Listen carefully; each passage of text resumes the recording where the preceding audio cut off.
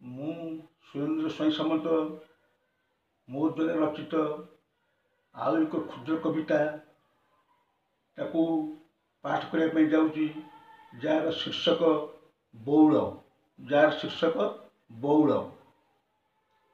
ମୋର ବିଜ୍ଞ ଶ୍ରୋତାମାନଙ୍କୁ ଯଦି ଏହି ଭିଡ଼ିଓଟି ଭଲ ଲାଗେ ତାହେଲେ ଲାଇକ୍, ସେୟାର ଆଣ୍ଡ ସବସ୍କ୍ରାଇବ୍ କରିବା ପାଇଁ ଅନୁରୋଧ କରୁଛି। ନମସ୍କାର।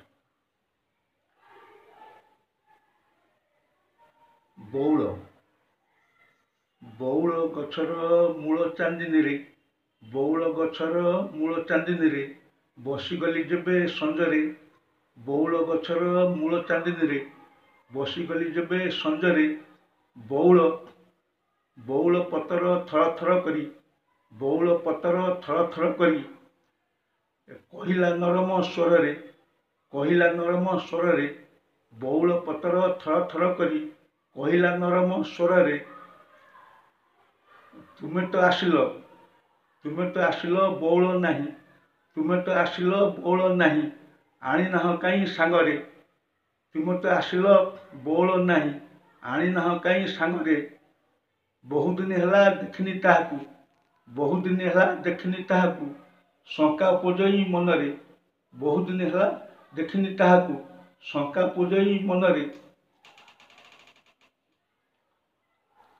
ଫୁସୁରୁ ଫାସର ଟୁପୁରୁ ଟାପର, ଫୁସୁରୁ ଫାସର ଟୁପୁରୁ ଟାପର, ହୋଇ ଯୋଡ଼ି ମୋର ପାଖରେ, ହୋଇ ଯୋଡ଼ି ମୋର ପାଖରେ, ଫୁସୁରୁ ଫାସର ଟୁପୁରୁ ଟାପର, ହୋଇ ଯୋଡ଼ି ମୋର ପାଖରେ, ହେଲେ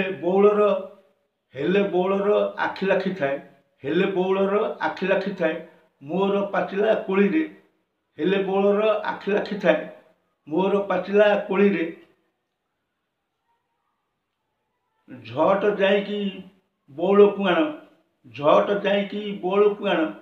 ଦେଖିବି ମନ ଭରି ତାରେ, ଝଟ ଯାଇକି ବଉଳକୁ ଆଣ, ଦେଖିବି ମନ ଭରି ତାରେ,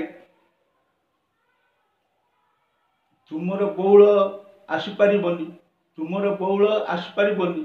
ସେ ରହିଲାଣି ସେପୁରରେ, ତୁମର ବଉଳ ଆସିପାରିବନି,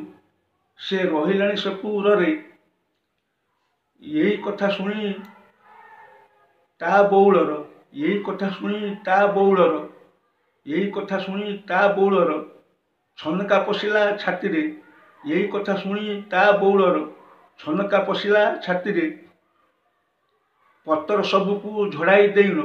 ପତର ସବୁକୁ ଝଡ଼ାଇ ଦେଇଣ, ସେ ଝୁରି ହେଲା ନୀରବରେ, ସେ ଝୁରି ହେଲା ନୀରବରେ, ପତର ସବୁକୁ ଝଡ଼ାଇ ଦେଇଣ, ସେ ଝୁରି ହେଲା ନୀରବରେ, ସେ ଝୁରି ହେଲା ନୀରବରେ, ଏଇ କଥା ଶୁଣି ତା ବଉଳର, ଏଇ କଥା ଶୁଣି ତା ବଉଳର ଛନକା ପଶିଲା ଛାତିରେ, ପତର ସବୁକୁ ଝଡ଼ାଇ ଦେଇଣ, ପତର ସବୁକୁ ଝଡ଼ାଇ ଦେଇଣ, ସେ ଝୁରି ହେଲା ନୀରବରେ, ସେ ଝୁରି ହେଲା ନୀରବରେ, ସେ ଝୁରି ହେଲା ନୀରବରେ। ନମସ୍କାର।